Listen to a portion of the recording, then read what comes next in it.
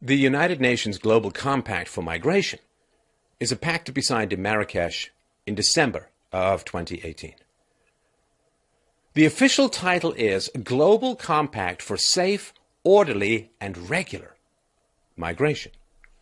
Now, it is technically non-binding upon the governments that sign it. It cannot be enforced in international courts of law, but of course it is the thin edge of the wedge, and the goal is to create a momentum and an acceptance of the principles in order to have a binding resolution down the road. The compact states that the goal is that, and I quote, "The words in this document translate into concrete actions for the benefit of millions of people in every region of the world." So truly a transnational or global document. Now, under Trump, the United States pulled out of this compact last year. Some European states, Austria, Croatia, Bulgaria, Czech Republic, and Hungary have also pulled out of the pact. The Prime Minister of Poland has indicated that he will not sign.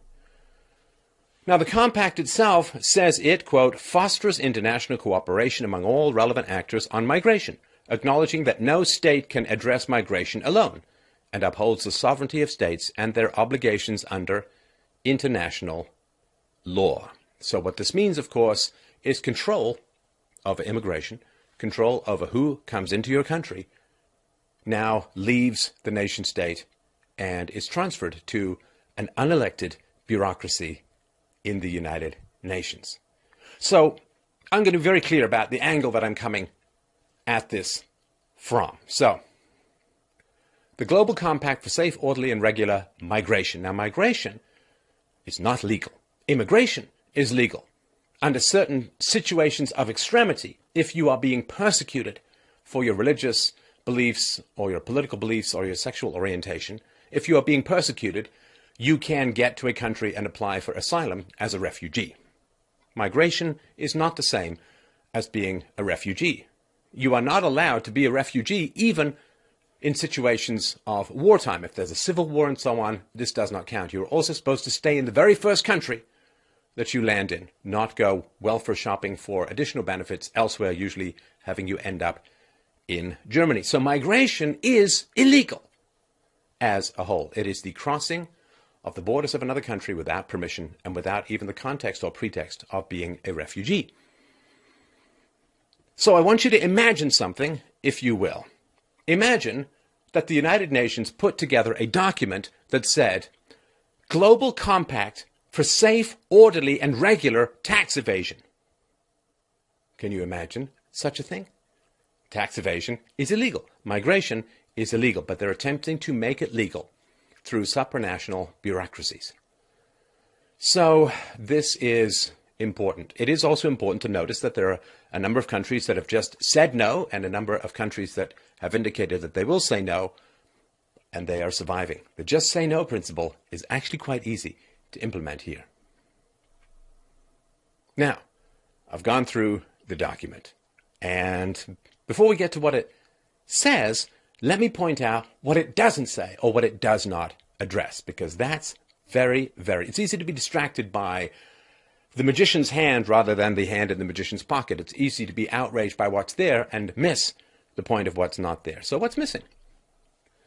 Now, what's missing is, of course, any consultation whatsoever with domestic populations in European and North American countries. The local populations have not been asked if they would like millions of third worlders pouring into their countries and into their cultures and into their wallets through the welfare state. They've not been consulted. They've not been asked.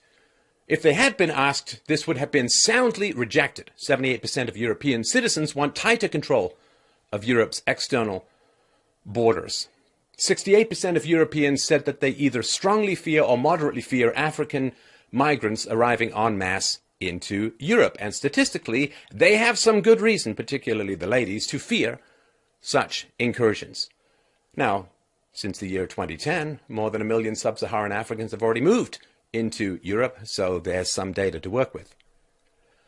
Now, as far as the migrants fleeing chaos and war and instability and so on, this is no longer the perspective of Europeans as a whole. Most Europeans now believe that migrants are coming to Europe as a result of pull factors such as the economy, social welfare benefits, free healthcare, free education, social stability, and so on, rather than push factors such as wars or extreme poverty or chaos or political instability or climate change. So they're coming from the money, they're not fleeing from the violence. And there are hundreds of millions of people around the world, largely from third world countries, who would immediately move to the West if they could. 50% of Kenyans would immediately move to another country if they could. With regards to Islam, 70% of Europeans interviewed said they believe that a growing Muslim presence in Europe is a problem. Only 8% of Europeans believe that increased Muslim populations are no threat at all. Now, there is, of course, the argument of the idea that because European populations are reproducing at below replacement levels, around 2.1 is replacement levels, then you need to bring in a lot of people from the third world in order to pay for retirement benefits for boomers and social benefits and welfare benefits and so on. This is completely false. It's not even a bad argument. It's a complete anti-argument. If you look at Dutch society, each Muslim migrant costs Dutch society over $1,150,000. If you look back at 2016, Germany estimated that migrant-related costs were over $86 billion over 4 years. In Germany, 12 Germans have to work to pay taxes to fund just one migrant. 12 Germans have to work to fund the costs of one migrant. So the idea that this is a positive benefit to the economy is ridiculous. In 2017, Italy planned to spend 4.2 billion euros on migrants. That is 1/7 of Italy's entire 2016 budget. A report in England says that immigrants who came to live in Britain from outside Europe cost the public purse nearly £120 billion over 17 years. 2017 estimates put that refugees would cost Sweden $18.6 billion, 9.3 times over the budget. So just the refugees in Sweden, a lot of whom who are migrants in my opinion, $18.6 billion, that's 19% of Sweden's central government annual budget, 3.2% of their GDP. So the equivalent number for the US would be if America was spending $608 billion a year on refugees. Madness. So in Sweden, almost $60,000 per refugee were being spent per year. The average Swedish household's disposable income is just under $29,000 per year. So there's no consultation with domestic populations, and who would want this at all? I mean, it makes no sense. There's no value. There's no benefit. There's lots of costs, lots of instability, lots of grenade attacks, lots of rape of young girls, lots of sexual attacks, and so on. These are just the facts. And I'm bringing these facts to bear because the document seems very insistent. The UN document is very insistent, you see, that we bring data to bear on these issues. What else is missing from this document? Any specific implementation plans? As we go through this, you'll see it is a wish list. It is a snort the coke off the ass of the unicorn fantasy of what could be done if you just assemble the right verbiage. Magic will occur. So there's no specific implementation plans. There are no plans on how to resolve contradictions, such as you'll see, the attacks on free speech. You can't criticize immigration policies. You can't criticize migrant policies. Yet, at the same time, you want to have free speech. Or you defund or attack the media, any media, online or in studio, that criticizes migration policies, but at the same time, you protect the right of the media to speak their minds. It's just a bunch of contradictions, no plans on how they can be resolved. Why? Because they can't be resolved, of course. Any plans at all on how to pay for the trillions of dollars of costs in this wish list of fantasy benevolence? So, when you have something that is consuming 10, 15, 20% or more of a government's budget, what you have to say is, we're going to cut all this other stuff in order to pay for this. There's none of that. It's this infinite money scenario, this geyser, like money is just like oxygen, money grows on trees, this infinite money scenario wherein anybody who says no, or what are the costs, or how are we going to balance things, or what do we have to cut, is just viewed as, well, that's just kind of rude, bringing math and reality to my dopamine-laced fantasy of political power. Off with your head.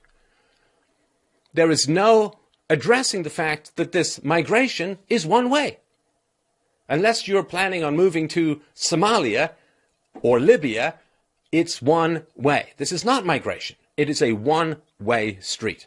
No addressing that fact. There's no addressing the disease issues that people are pouring in from the third world who do not have their inoculations, who carry diseases that are very dangerous and harmful to the local population, in particular the children. And all I heard about when I was growing up was how bad it was that smallpox was introduced to the natives in North America.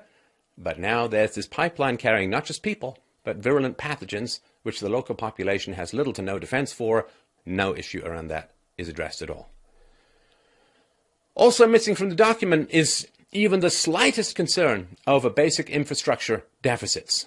So if you look at places like Lebanon, where there's quite a lot of refugees or migrants, electricity requirements have gone through the roof, causing massive problems with the grid.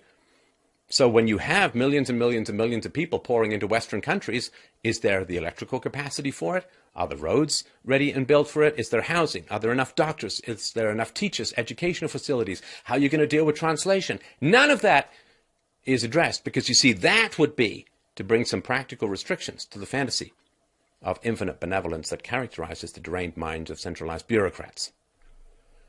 No concern for increased crime and security costs, which will occur with mass migration from the third world. It will, it will, it will. And of course, you can't address it.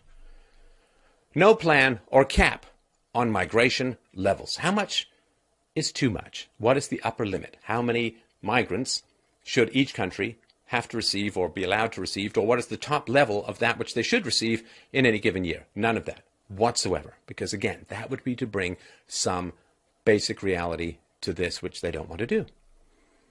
No mention of Israel. Now, why would Israel be singled out in particular? Well, Israel is in the Middle East, and a lot of these people are coming from the Middle East, so surely Israel should be pointed out as a wonderful place for these migrants to go, and Israel should open its borders to reduce the risk of traveling to Europe. It's further to get to Europe. It's more dangerous. You've got to cross seas. But, you see, if you go to Israel, it might be a lot safer.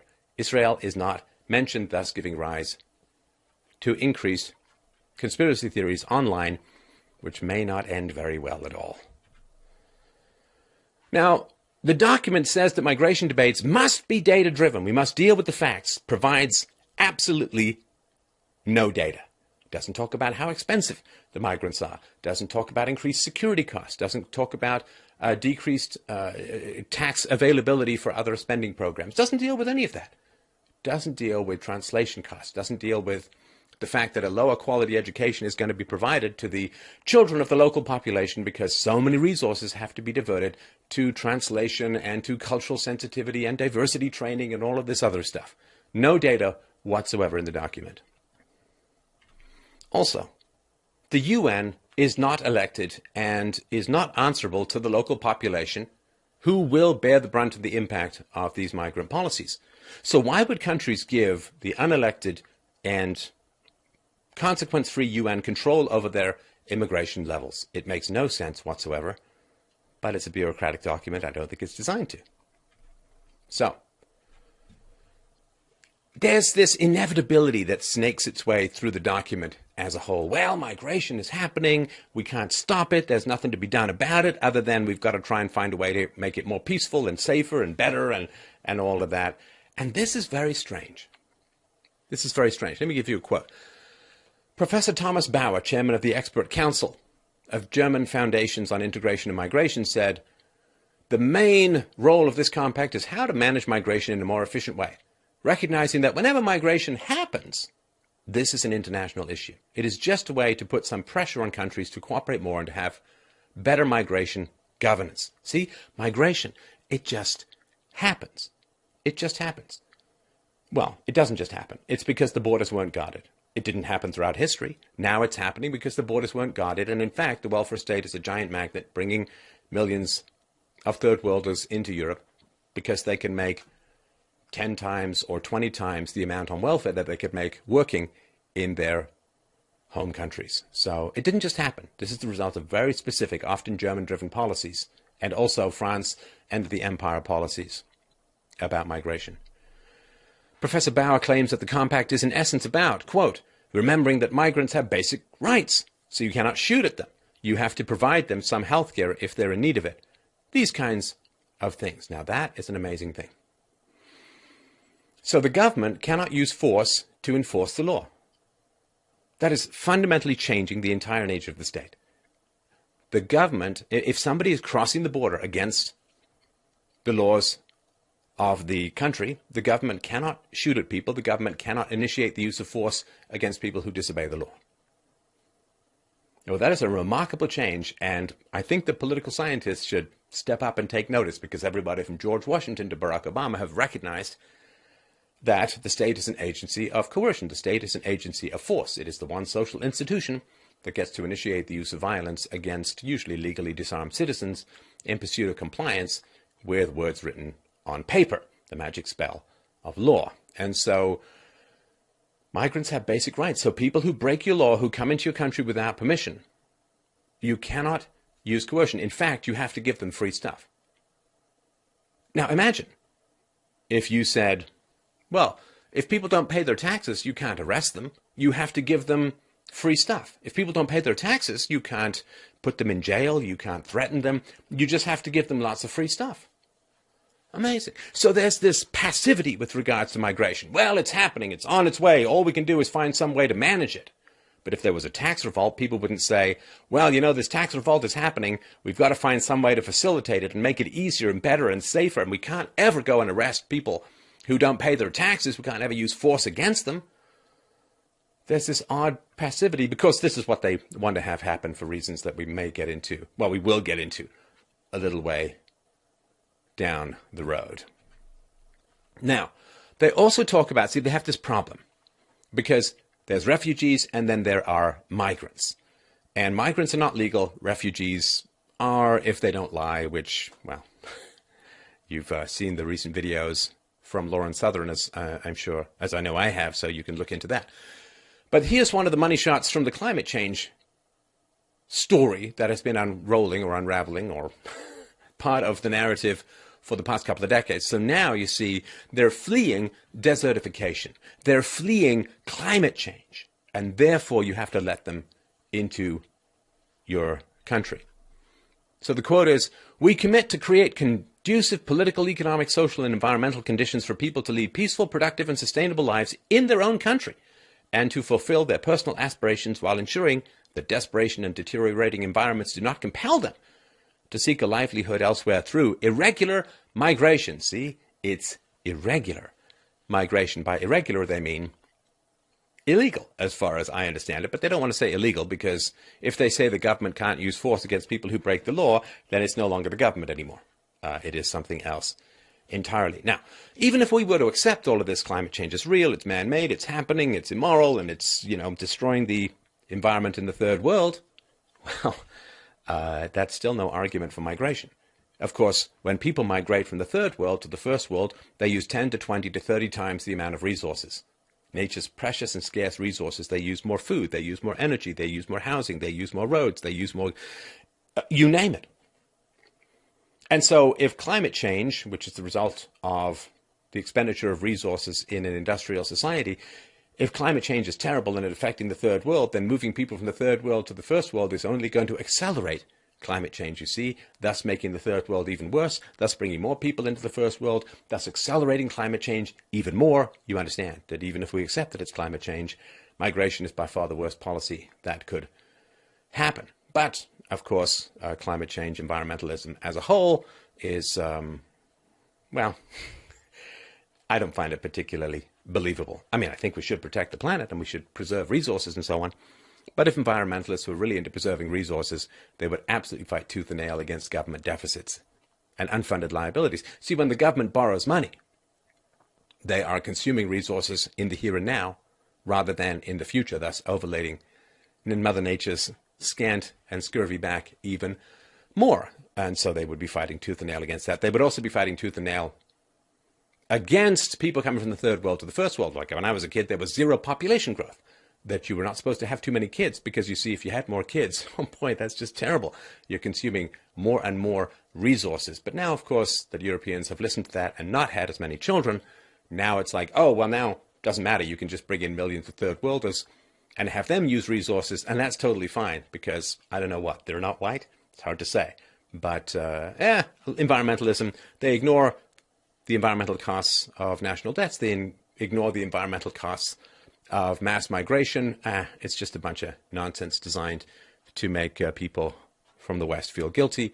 And of course, a lot of it is designed to make sure that the West does not become energy independent, thus interfering with the untold trillions of dollars that flow from the West to the Middle East because the Saudis and other Middle Eastern governments stole a bunch of resources and companies from the West after the Second World War. Anyway, topic for another time. So here are the main issues. So the main issues that this document is trying to deal with is sovereignty and the conflation of economic migrants and refugees, as we mentioned.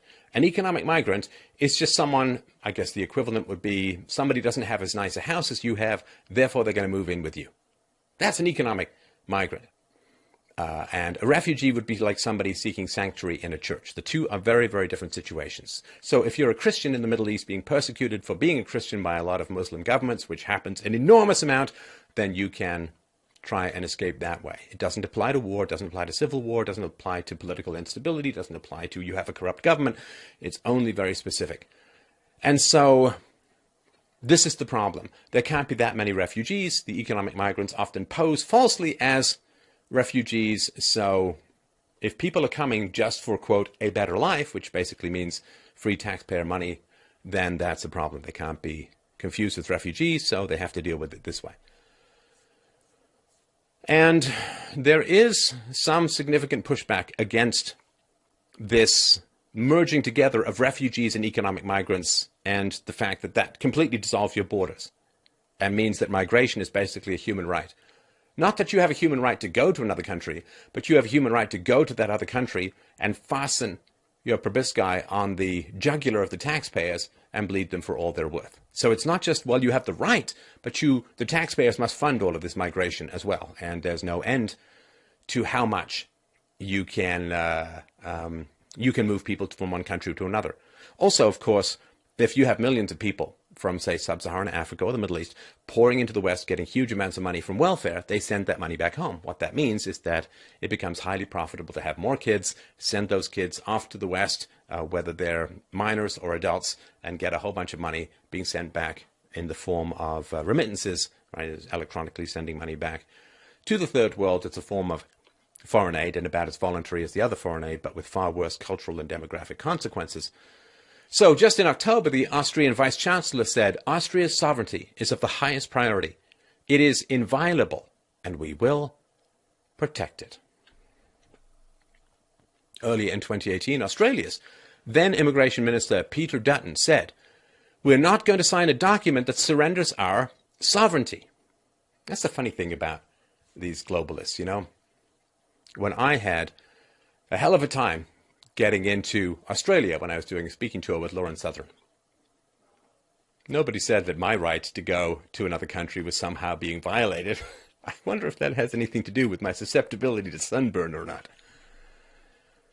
Now, the Alternative for Germany, which is a political party, of course, in Germany that is focused on borders or has great interest in borders, from the website of Alternative for Germany, they say the pact is a, quote, hidden resettlement plan for economic migrants, end quote, and that it will, quote, incentivize further immigration to Germany, end quote. Of course it is. Of course it is. The Hungarian foreign minister said that the pact, quote, could lead to a fresh wave of migration, end quote, because it, quote, concerns the fact that migration is a positive process that must be encouraged, and accordingly, new migration channels must be opened, and migrants cannot be differentiated based on their legal status. Right? So whoever shows up at your border, as long as they're not white, you must let them in. So the compact's wording say no country can address the challenges and opportunities of this global phenomenon on its own. Well, that's actually false. Of course they can. They just enforce your own borders. You just don't let people in who aren't there legally, who don't have the papers, or who you don't have some sort of reciprocal agreement with. So of course you can deal with it on your own. Just have borders and enforce those borders.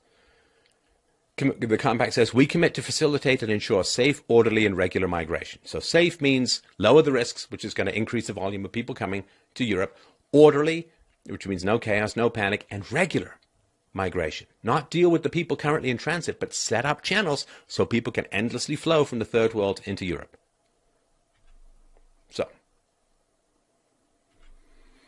Let's start looking at some of the details. So I held my nose, put on my biohazard suit for surviving word salad bureaucraties, and got what you needed to know. You can read the whole thing, of course. The link is in the low bar. So, 4. Refugees and migrants are entitled to the same universal human rights and fundamental freedoms, which must be respected, protected, and fulfilled at all times. However, migrants and refugees are distinct groups governed by separate legal frameworks. Only refugees are entitled to the specific international protection as defined by international refugee law. This global compact refers to migrants and presents a cooperative framework addressing migration in all its dimensions. So, again, you want to accordion-like squish these two terms together. Refugees and migrants. People who are fleeing persecution, often non-Muslims, and migrants, just people who want to come to your country because there's free stuff there and because their religion says that they should move to your country and attempt to impose their religion through the power of the state upon everyone else, right? So the squishing together of these terms is very, very important. Universal human rights and fundamental freedoms. That is a very confusing thing. So everyone in the world has a universal human right to the contents of your wallet, to your hard-earned money. Everybody in the world has the right to move into your neighborhood and take money from you as a taxpayer. And that's why, when I was tweeting about this earlier, I said, bye-bye property rights. Everybody in the world has the right to your property. Come on. I mean, does anybody think this through? Section 8. This global compact expresses our collective commitment to improving cooperation on international migration. Migration has been part of the human experience throughout history, and we recognize that it is a source of prosperity, innovation, and sustainable development in our globalized world, and that these positive impacts can be optimized by improving migration governance. The majority of migrants around the world today travel, live, and work in a safe, orderly, and regular manner. Nonetheless, migration undeniably affects our countries, communities, migrants, and their families in very different and sometimes unpredictable ways. So, migration, they say, has been part of the human experience throughout history. So moving into countries against the will of the domestic population. Yes, I agree. People moving into other countries against the will of the domestic population has been part of the human experience, but not a good part of the human experience. I mean, the indigenous population in North America didn't want the Europeans to come sometimes, certainly didn't want smallpox to come. I've never heard the European takeover of North America as, hey man, migration happens, it's part of the human experience, it's a source of prosperity, innovation, and sustainable development. No, it's always like those terrible European white people, they came in and wiped out the local population and shredded all of the buffalo and infected everyone with smallpox, and it was terrible. Largely false, but that's the story. But you see, when other groups move into white countries and take from the taxpayers, well, you see, that's just part of the human experience throughout the world. Oh, and I will put some emphasis on the text on the page. This is all sent by me, or it's all added by me. Section 11. This global compact offers a 360-degree vision of international migration and recognizes that a comprehensive approach is needed to optimize the overall benefits of migration, while addressing risks and challenges for individuals and communities in countries of origin, transit, and destination. When I was an entrepreneur, well, I guess I'm still an entrepreneur, but I was an entrepreneur in the business world, and I had a big payroll and was responsible for making money and not going out of business. You got a very quick nose for this kind of stuff. It usually came out of HR. The goal of this company is to optimize profits by serving customers in innovative and positive ways. Do you have any actual plans or products there, Spanky? No! I do have a lot of positive verbiage, though, now. Can I make six figures or not? So just, it's positive-sounding words. We want to do this positive stuff and this positive stuff while balancing the needs of this person. It's like, sure. No specific plans, nothing actionable. You see, there's no data here yet. You say, oh, well, it's good for communities, good for... No data. So, it goes on to say, with this comprehensive approach, What is the comprehensive approach? Well, it's a 360-degree vision, you see. You spin and you're right. Look. Woohoo! I just did 360 degrees. That makes me a visionary and slightly dizzy. Anyway, they go on to say, with this comprehensive approach, we aim to facilitate safe, orderly, and regular migration while reducing the incidence and negative impact of irregular migration through international cooperation and a combination of measures put forward in this global compact. Irregular migration is migration that is risky and you might get turned back, and there may be human traffickers and predators along the way. In fact, there is for sure. 80% of the women aiming to go across the border into the United States from Mexico are sexually assaulted along the way. They, in fact, start to take birth control pills, even the kids, before they go, because this kind of predation is occurring. So, you see, the problem is that migration is irregular. The problem is that migration remains illegal. And you see, the left never does this with anything else. Globalists never do this with anything else. They never say, well, you see, there are going to be guns anyway, so we should just make sure that the gun movement and the gun sales are just facilitated and everyone has a right to a gun and so on. They're like, nope, guns are bad, we're going to ban them. And people say, well, coming into a country without permission is illegal and therefore we should ban it. No, we've got to facilitate that illegality because we like that illegality and therefore we're going to try and normalize it, right?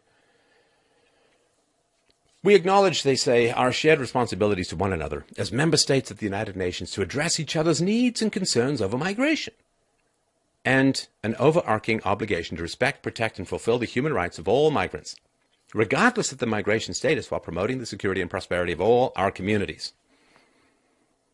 The word rights is so dangerous. It's so, because you can invent anything as a right. So, again, this is all just positive, yoopy-goopy nonsense that is just designed to fill you with a vague, positive sense of good things going to happen while they pilfer your pockets and destroy your culture. So, this will be a never-ending chain of migration. When they make it easier and cheaper and more protected and they guarantee all the great stuff you're going to get on the other side, like healthcare and education and welfare and so on, they're opening up the floodgates. And tens of millions of people are going to pour into Europe if this goes through. And certainly if it becomes binding on the member nations. So, yeah. 12 and 13. 12. This global compact aims to mitigate the adverse drivers and structural factors that hinder people from building and maintaining sustainable livelihoods in their countries of origin, and so compel them to seek a future elsewhere. Compel them. Now, that's interesting. Adverse drivers and structural factors that hinder people from building and maintaining sustainable livelihoods in their countries of origin. Well, they mean by this, in general, perhaps corruption, certainly environmental degradation, climate change, and desertification, and so on. But I think that there are adverse drivers and structural factors that are hindering people from achieving their economic potential, and generally it's bureaucratic crap like this, right? So, oh yeah, free markets, right? There are countries like Botswana doing somewhat better than other countries like Zimbabwe because they have more free markets in their environment. So yeah, you could promote the free market and then people could stay home and start to build stuff there. But you see, that would be a contraction of government power, you see. And this is about an expansion of government power because they're power junkies, right? They get their dopamine rush from having power over others, and they're people who aren't very smart trying to do good for the human race. And therefore they're going to do bad for the human race, right? So, you know, if you're a smart person and you want to help the human race, you can find a cure for cancer. You can invent some wonderful power-saving device. You can enhance the capacities of wind farms and solar farms. You can come up with a electrical car that doesn't do more environmental damage than the current ones do. Lots of things you can do, but you see, those things are tough, and they involve more than just typing positive adjectives. You've got to study, you've got to learn. You can figure out how to promote free markets. You can figure out how to shrink governments around the world. You can figure out how to make objective ethics stand the test of time, as I've worked on, and so on. But all of that is very tough, and it's much nicer to type positive-sounding words into a document that is the violent word salad, bureaucratic quasi-legislation that strangles freedoms around the world. So, yeah, you could do that, but they don't want to do any of that. So 12 goes on to say, this compact, it intends to reduce the risks and vulnerabilities migrants face at different stages of migration by respecting, protecting, and fulfilling their human rights and providing them with care and assistance. It seeks to address legitimate concerns of communities while recognizing that societies are undergoing demographic, economic, social, and environmental changes at different scales that may have implications for and result from migration. It strives to create conducive conditions that enable all migrants to enrich our societies through their human, economic, and social capacities, and thus facilitate their contributions to sustainable development at the local, national, regional, and global levels. Blah, blah, blah, blah. It's just treacle that gives you diabetes, cancer, and explosions all at the same time. So I don't even know what to say about this. You know, well, it could be problematic, but we're going to iron it out by balancing this, that, and thing. It doesn't. We aim to balance research and development with marketing, with spending. It's like, yeah. Give me some numbers. Give me some facts. Now, they say here, societies are undergoing demographic, environmental, social, economic. They're just undergoing it. Nobody's making any choices. It's not the result of Mama Merkel opening up Germany and therefore Europe's borders. Nothing like that. It's just happening. Stuff's happening, and we've got to find a way to manage it. Madness. 13 says, this global compact recognizes that safe, orderly, and regular migration works for all when it takes place in a well-informed, planned, and consensual manner. Ah, you see, consensual. Except for the people who have to pay for it and whose lives and futures are going to be affected the most. In other words, the local populations of Europe and North America. Then you see, consent doesn't matter at all. You just impose it from outside. Or you open up the borders and people just deal with whatever happens. So I say here, migration should never be an act of desperation. I don't even know what that means. It just struck me as a phrase that's like, what does that mean? Migration should never be an act of desperation. Why? What does that mean? Are you now going to regulate emotions? They're desperate. Well, that's not good. So open the borders. Okay. Well, I don't know what any of this means. So, national sovereignty and censorship. Some chilling stuff. So, with regards to national sovereignty, there is a nod to it in the document. It says the Global Compact reaffirms the sovereign right of states to determine their national migration policy and their prerogative to govern migration within their jurisdiction in conformity with international law. Within their sovereign jurisdiction, states may distinguish between regular and irregular migration status, including as they determine their legislative and policy measures for the implementation of the Global Compact, taking into account different national realities, policies, priorities, and requirements for entry, residence, and work in accordance with international law. So states can determine the national migration policy, and that's fine, but then you'll see how much they chip away at it as we go forward. Human rights. The Global Compact is based on international human rights law and upholds the principles of non-regression and non-discrimination. By implementing the Global Compact, we ensure effective respect, protection, and fulfillment of the human rights of all migrants, regardless of their migration status, across all stages of the migration cycle. Here's some emphasis. We also reaffirm the commitment to eliminate all forms of discrimination, including racism, xenophobia, and intolerance against migrants and their families. You see, this is the roots of the censorship that is embedded and running through this entire document. All forms of discrimination, racism, xenophobia, and intolerance. Well, listen, Islam can be a little bit intolerant of non-Muslims. And there is racism from whites to blacks. There is racism from Middle Easterners to Hispanics. There's lots of racism, but we know what this means. Eliminating racism means white people shut up and pay. Okay, let's just be frank. This is what it means. It means if you're a white person and you complain about migration, mass migration from the third world, well, you're racist, you're xenophobic, and you're intolerant, and this must be eliminated. Even if you have data about how bad it is for the economy, how bad it is for your society, how dangerous it is for your children in schools and on the street, how many children get raped by Pakistanis in England, in the UK as a whole, even if you've got lots of data about it. Even if you go to Sweden and you say, wow, there's a lot of crimes being committed by migrants from the third world. Even if you've got facts and you've got data, if you're white, you're toast. And you're going to be charged with a hate crime. You're going to be thrown in jail. You're going to lose your job. You're going to be doxxed by the media. You're going to, I mean, come on. We all know what this means. It means if you're white, if you're European, if you're North American, shut up, pay up, or you're toast. So, pretty honest in many ways, and pretty terrifying. So, we get to the wish list, right? So this is the objective for safe, orderly, and regular migration. 1. Collect and utilize accurate and disaggregated data as a basis for evidence-based policies. Well, of course, unless that data has anything to do with crimes committed by migrants, hate crimes committed by migrants, intolerance committed by migrants, lying by migrants to get across borders, destruction of documents by migrants to get across borders, then you can't collect any of that data, and in fact it may be illegal to do so. 2. Minimize the adverse drivers and structural factors that compel people to leave their country of origin. Well, that usually means carbon taxes and more stuff wherein Europeans get to pay. 3. Provide accurate and timely information at all stages of migration.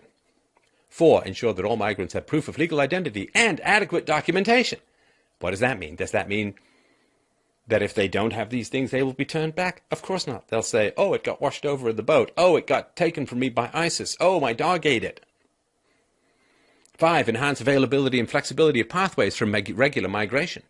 So this is to make sure that there's this well-guarded channel by which people can get through on their jet skis and their bikes and their helicopters and, like all the trucks taking the Honduran caravan up to the American border.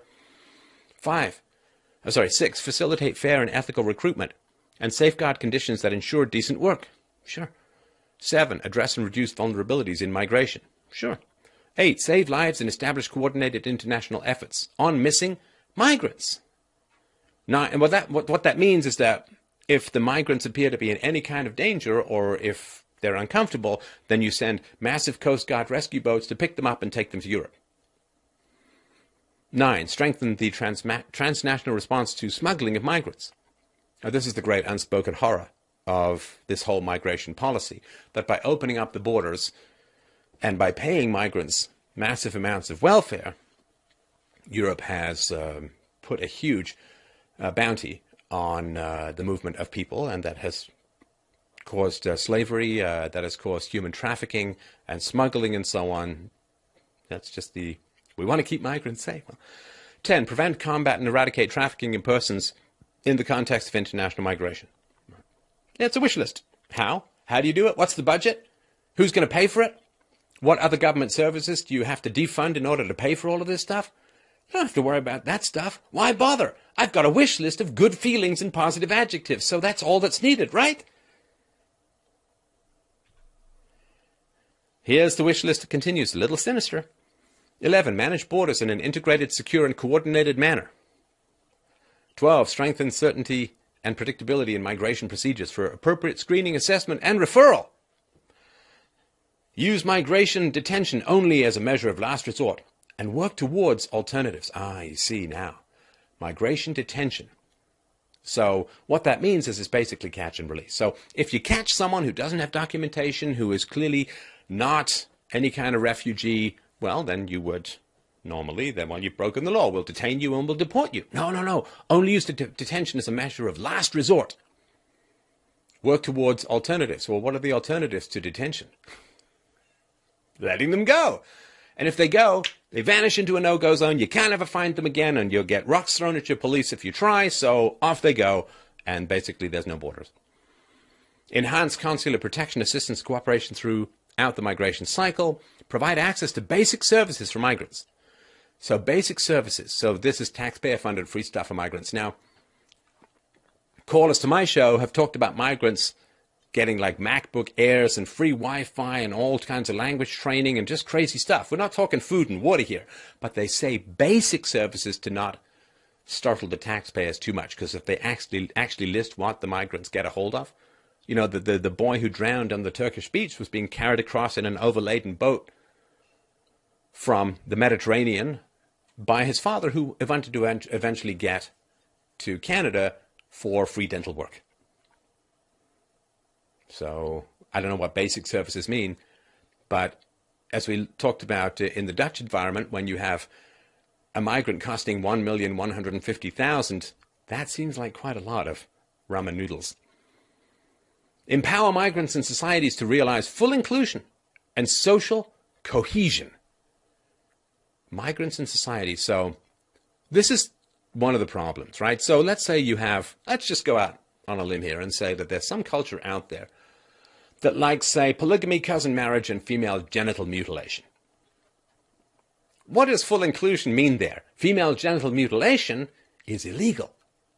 Well, it's theoretically illegal. It never gets prosecuted, at least in the UK, but theoretically it's illegal. So what does that mean?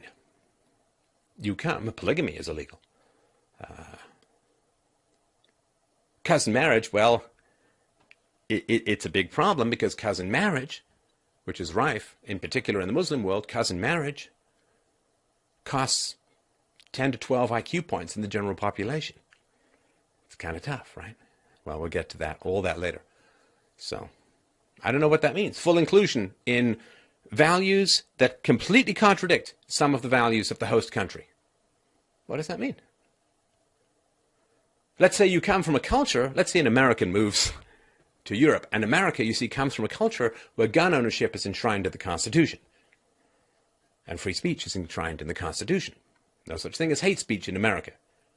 Because, they recognize the basic principle that speech you hate is not hate speech. So let's say an American moves to France. An American says, hey man, I come from a country and a culture where gun ownership is guaranteed by law, so I'm just going to have a gun. And they say, no, you can't have a gun. You're in France now. It's a contradiction, you see. But none of this is addressed, because you can't address it, because it can't be fixed. Eliminate all forms of discrimination and promote evidence-based public discourse to shape perceptions of migration. Ooh, eliminate all forms of discrimination. Well, what about Judaism and its relationship to non-Jews? What about Islam and its relationship to non-Muslims? Is there not discrimination embedded in those two belief systems? I believe that there is. So how are you going to eliminate that? Well, of course, you don't want to deal with those questions because those questions are tricky and can get people in trouble. Apparently, I love trouble. No, I just love facts. See, they want evidence-based public discourse to shape perceptions of migration. Well, that's just propaganda. Shaping perceptions is just straight-up propaganda. Invest in skills development and facilitate mutual recognition of skills, qualifications, and competences. So what that means is that if somebody says, yeah, no, I totally was a dentist in Somalia, then you say, okay, well, I guess you're a dentist here. Good luck with all that. Create conditions for migrants and diasporas to fully contribute to sustainable development in all countries. So what that means is that, see, they say, well, migration is really, really good for your economy. And then they say, well, we have to spend a lot of money and have a lot of bureaucracy to create conditions where migrants can contribute to the economy. It's like, well, wait a minute. Which is it? If they're really good for the economy, then you shouldn't need all this bureaucratic spending to make them contribute to the economy or enable them to. Anyway. Promote faster, safer, and cheaper transfer of remittances and foster financial inclusion of migrants. So make sure that the migrants can take your tax money and ship it back to their home country. Well, the reason you would do that, of course, is to make sure that you get more and more migrants pouring into Europe. Why this obsession is with getting migrants to pour into Europe, trust me, I've read some pretty sinister theories, but we will leave that to the discussions below. The comment section. Oh, I'm looking forward to it. Kinda. All right. 21. Cooperate in facilitating safe and dignified return and readmission, as well as sustainable reintegration. All right. Safe and dignified return. 22. Establish mechanisms for the portability of Social Security entitlements and earned benefits. Ooh, another money shot. This is very, very important as well. Portability of Social Security entitlements. So here's the problem.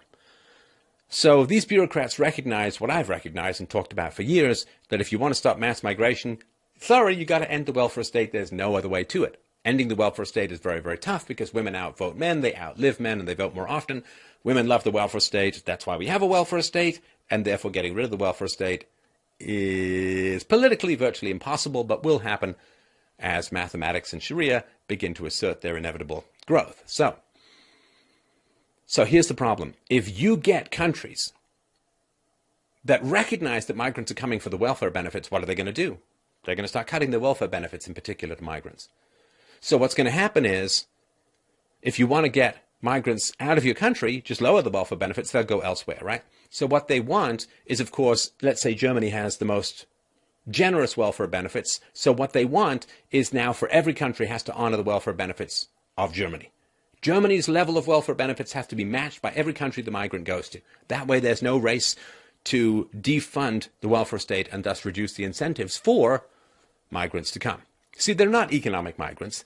They're welfare shoppers. They're welfare migrants. They're coming for the welfare state. And we know that because of the countless people who've poured into, I think it's Sweden, like 500 of them have a job. I mean, they're not there to work. They're there to take money. And of course, in Islam, taking money from the non-Muslims is part of the belief system. They owe you this tax. And so, I would feel pretty bad going to a country and immediately hopping on the welfare train, but it depends on the belief system that you have, right? So that's 22 is important. Establish mechanisms for the portability of Social Security entitlements and earned benefits. How did you earn those benefits? Did you pay taxes? No, you just made it in. 23, strengthen international cooperation and global partnerships for safe, orderly, and regular migration. So, objective, there are a bunch of objectives. I just picked the most important ones as I saw them. Objective 2, minimize the adverse drivers and structural factors that compel people to leave their country of origin. So here, conducive, we talked about this before, but I want to get you to where they get to.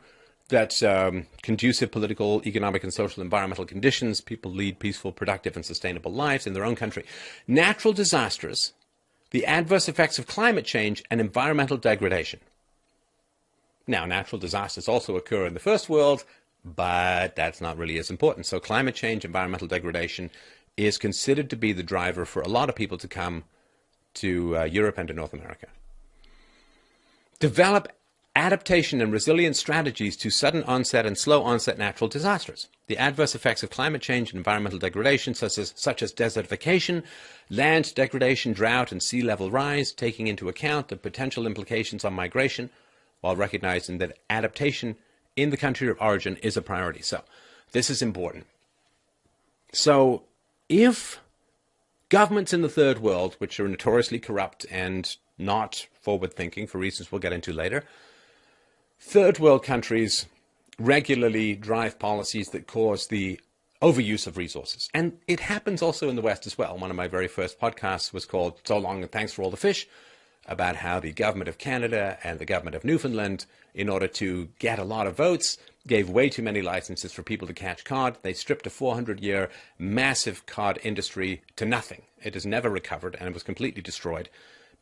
Because the goal of the government is not long-term sustainability, right? So before the government started controlling access to the cod, it had lasted for 400 years and everyone had a grand old time. Then they overfished and destroyed that resource within a couple of years because the government said, hey, here are all of these things. And everybody then went to overfish. They knew they were overfishing, but if they didn't do it, the next guy would, and blah, blah, blah, right?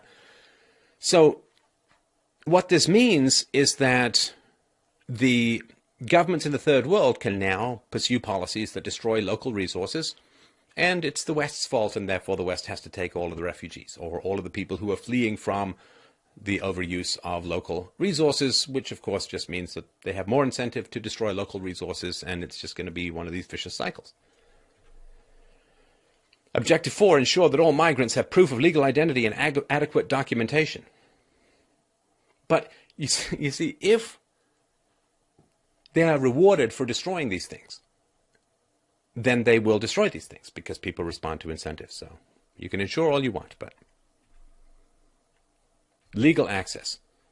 So objective 7, address and reduce vulnerabilities in migration. Ensure migrants have access to public or affordable independent legal assistance and representation in legal proceedings that affect them, including during any related judicial or administrative hearing, in order to safeguard that all migrants everywhere are recognized as persons before the law and that the delivery of justice is impartial and non-discriminatory.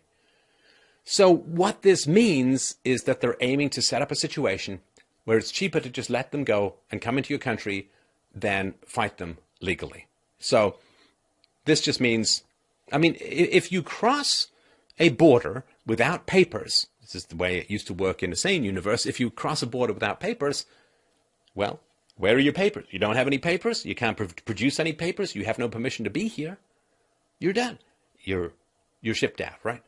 Now, that is relatively cheap, and it's cheaper than letting someone come in and consume your welfare. But what they aim to do here is to make sure that everyone gets all these lawyers and all of these bureaucratic procedures and all this judicial stuff. And therefore what happens is it becomes too expensive to fight mass migration, so you just let everyone in.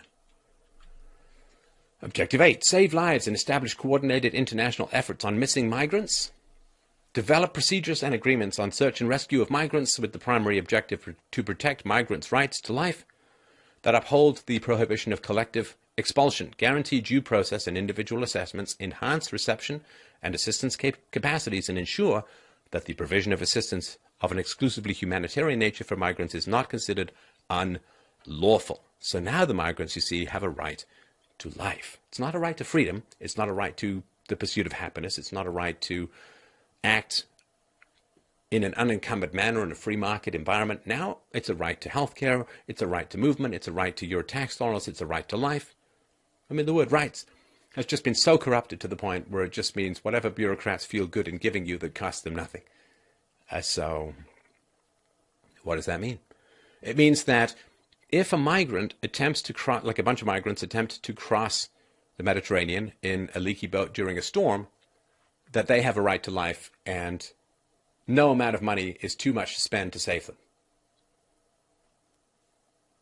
Alrighty. Borders. Objective 11. Manage borders in an integrated, secure, and coordinated manner. 27. We commit to manage our national borders in a coordinated manner, promoting bilateral and regional cooperation, ensuring security for states, communities, and migrants, and facilitating safe and regular cross-border movements of people while preventing irregular migration.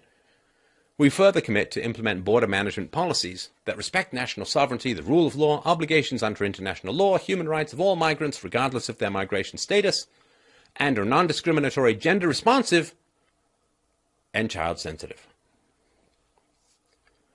So, preventing irregular migration. But you see, if everybody has a right to come to Western countries, what does irregular migration even mean? I don't know what that means. Nobody knows what that means. So, manage national borders while at the same time saying that everybody has a right, because of climate change, to come to Western countries. So I don't know what that means. Human rights of all migrants, regardless of their migration status. So here's an example of, and there's different degrees of word salads. Most of it's a word salad. Here we go. Are you ready? Brace yourselves. Put on your biohazard, foggy-brained crash helmets. Enhance international, regional, and cross-regional border management cooperation, taking into consideration the particular situation of countries of transit on proper identification, timely and efficient referral, assistance, and appropriate protection of migrants in situations of vulnerability at or near international borders, in compliance with international human rights law by adopting whole-of-government approaches, implementing joint cross-border trainings, and fostering capacity-building measures. Can you imagine how incomprehensible all of this would be if they didn't have the adoption of whole-of-government approaches, joint cross-border trainings, and fostering capacity-building measures? Boy, that clears it all up for me. How about you?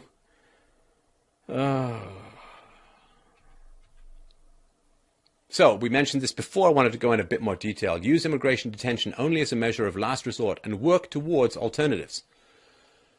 29. We commit to ensure that any detention in the context of international migration follows due process, is non-arbitrary, based on law, necessity, proportionality, and individual assessments, is carried out by authorized officials and for the shortest possible period of time, irrespective of whether detention occurs at the moment of entry, in transit, or proceedings of return, and regardless of the type of place where the detention occurs.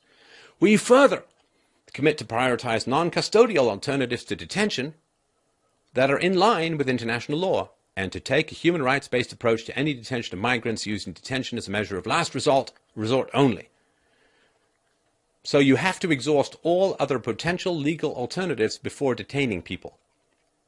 And you have to provide them free healthcare, shelter, food, water, and legal representation on the taxpayer's dime. So, okay. I mean, if you're paying people to break your laws, right, because if they just come into your country without permission and then you give them a bunch of welfare, you're paying people to break your laws. And then you say, well, when putting them in jail is very much the last resort. And so let's say that somebody owes $5,000 in taxes, but it costs the government $50,000 to try and collect it. Well, they're probably not going to try and collect it, right? Unless they want to show us as a signal or as an example to other people who owe more. So if you're not allowed to throw people in jail who have broken your laws in an obvious manner, and you have to provide to them all of these goods and services and free legal counsel and so on, you have no borders. And again, basic services. So provide access to basic services for migrants.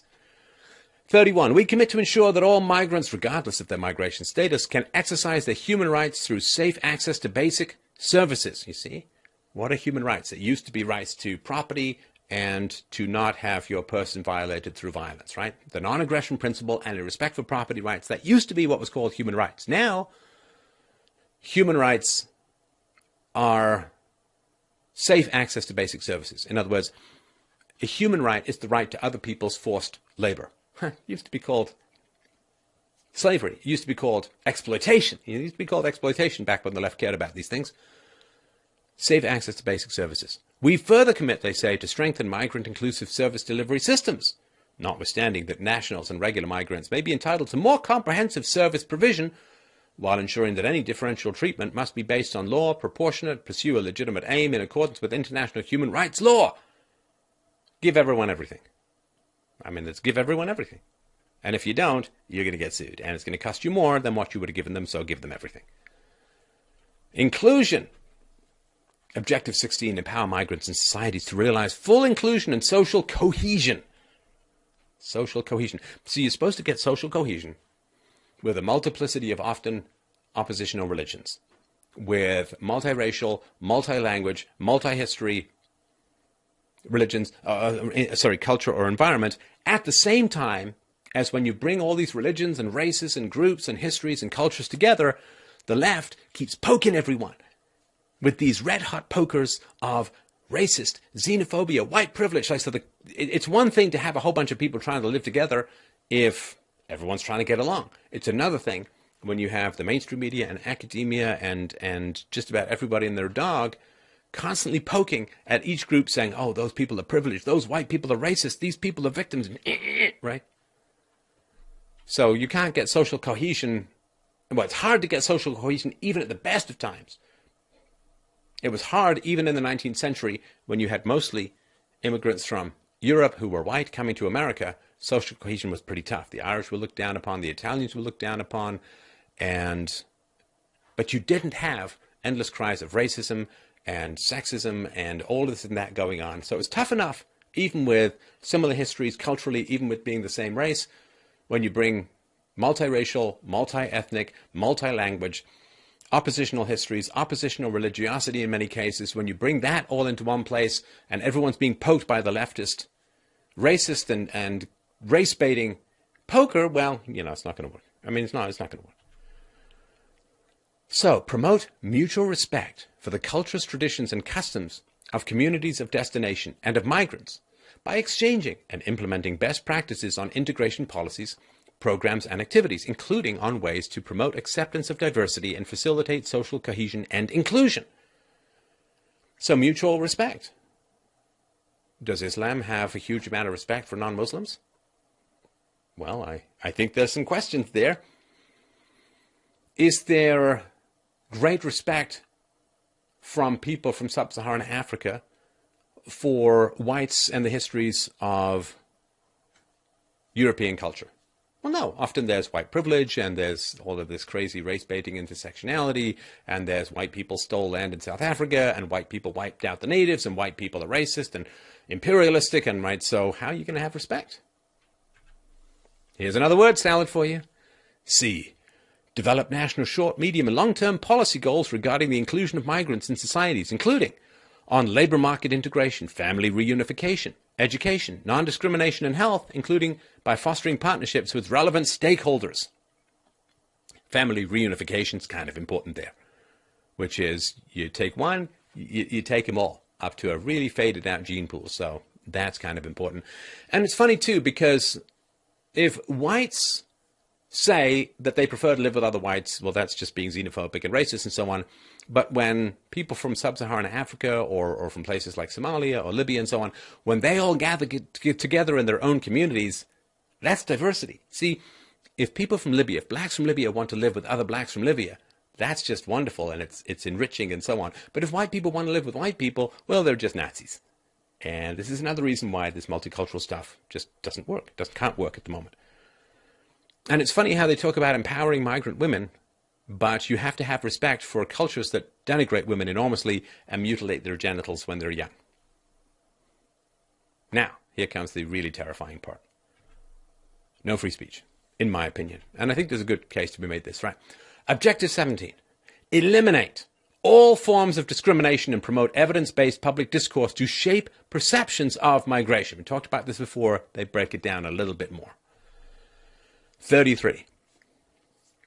We commit to eliminate all forms of discrimination, condemn and counter expressions, acts and manifestations of racism, racial discrimination, violence, xenophobia, and related intolerance against all migrants in conformity with international human rights law. Right? See, they're not interested in xenophobia unless it's directed against migrants. In other words, if migrants have issues with Europeans, right? Like there was some Swedish migrant who said, well, the problem is there's too many Swedes here. We should be here only. Right? He's a Muslim, I think. So if there is xenophobia and racial discrimination from the migrants to whites, that doesn't exist. This is only a problem when it's against all migrants. And what that means is white people shut up and pay. Come on, let's be honest about this. We know what this means, right? We further commit to promote an open and evidence-based public discourse on migration and migrants in partnership with all parts of society that generates a more realistic, humane, and constructive perception in this regard. We also commit to protect freedom of expression in accordance with international law, recognizing that an open and free debate contributes to a comprehensive understanding of all aspects of migration. So they want to promote something that generates, like discourse that generates a more realistic, humane, and constructive perception of migration. Which is propaganda, right? We want to pay for propaganda. We want to generate propaganda. We want to force the taxpayer to pay to be propagandized about how wonderful it is to have lots of people come in who take from the taxpayer. And, you know, then, of course, we want to eliminate all forms of criticisms of migration. But, and we want to propagandize, right? So we want to eliminate criticisms of migration. We want to propagandize about migration, but we sure also want to protect freedom of expression. You got to pick one. And we all know which one they're actually going to pick. B, empower migrants and communities to denounce any acts of incitement to violence directed towards migrants by informing them of available mechanisms for redress and ensure that those who actively participate in the commission of a hate crime targeting migrants are held accountable in accordance with national legislation while upholding international human rights law, in particular the right to freedom of expression. Now that's very interesting. That's very interesting. So hate crimes are when, of course, you, as far as I'm no lawyer, right? As far as I understand it, hate crimes are when you attack someone because of religion or whatever it is, right? So this is a violence against migrants, right? Now, what about the violence of migrants against the host population, right? So statistically, it's much more likely, as far as I understand the numbers, it's much more likely that a migrant is going to attack, say, a white European than a white European going to attack a migrant. But here, you see, you are going to basically say to all the migrants and communities, here are all the legal resources against you. Here are all the legal resources you can use against people who you perceive as, well, if they're attacking them physically, of course, then that should be, it's illegal and it's assault and so on. And maybe there's a hate crime element involved in it. But what does that have to do with the right to freedom of expression? That's the confusing part.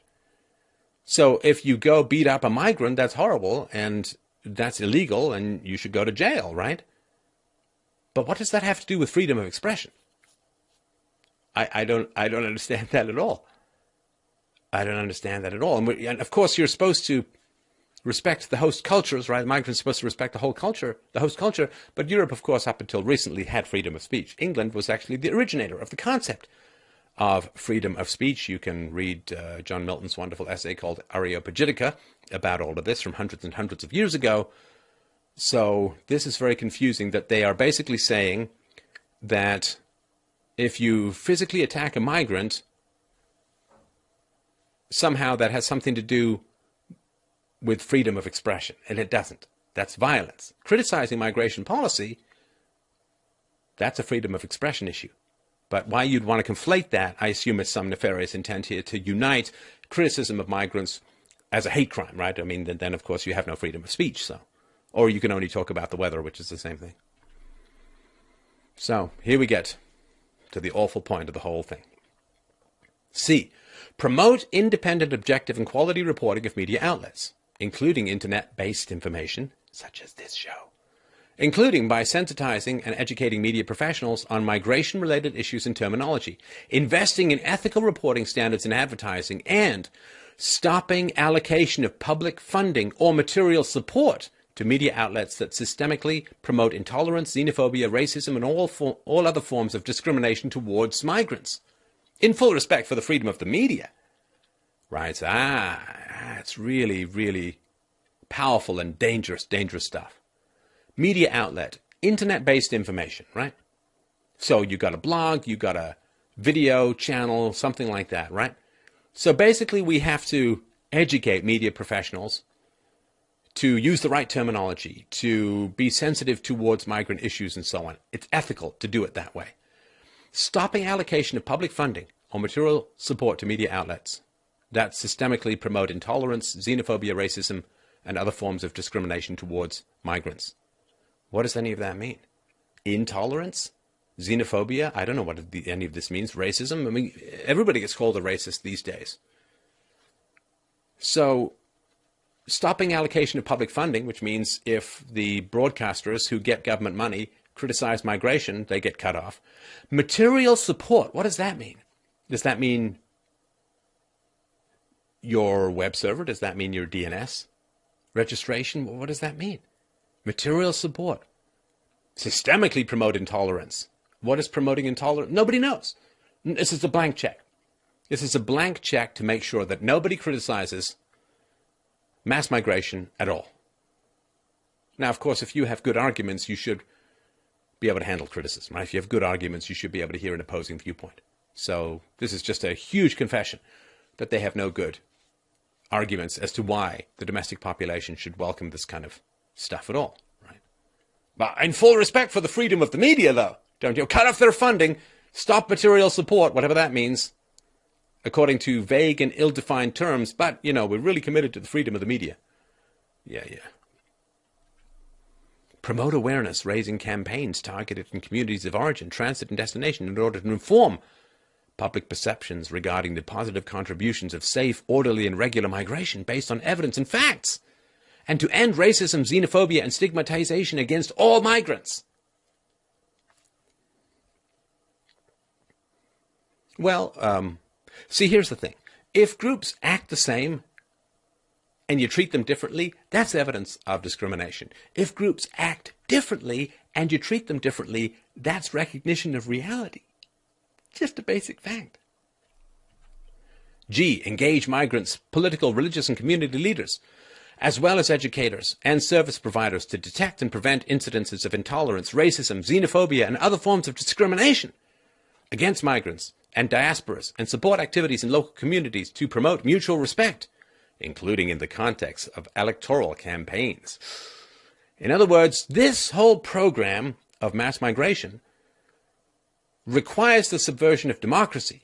In other words, it's going to be pretty tough for you to campaign for borders anymore, because prevent incidences of intolerance, racism, xenophobia, discrimination against migrants, including in the context of electoral campaigns, which means you're going to be in lots of trouble. You're going to have government funding cut. You may run afoul of the law.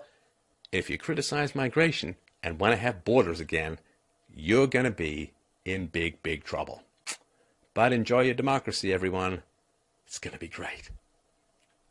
I'm going to do a longer conclusion after this. I know this has been fairly lengthy. I'm going to do a longer conclusion as to explaining why all this is happening and so on. But So as you can see, this is a nasty and sinister document of social engineering.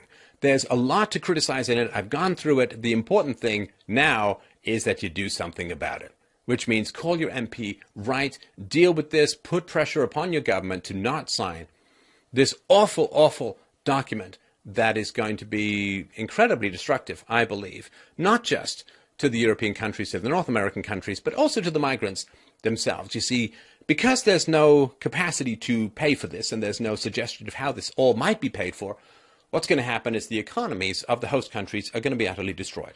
And then people are going to be stranded far away from home with no social services, no benefits, and a huge amount of conflict, the likes of which can scarcely be imagined, can then easily result from such a situation. And it is in order to prevent these kinds of disasters that I make this kind of video. So yes, this is the time now. You need to do something about it. You need to put pressure upon your own governments to avoid signing this dastardly document. It is absolutely against the traditions of the West.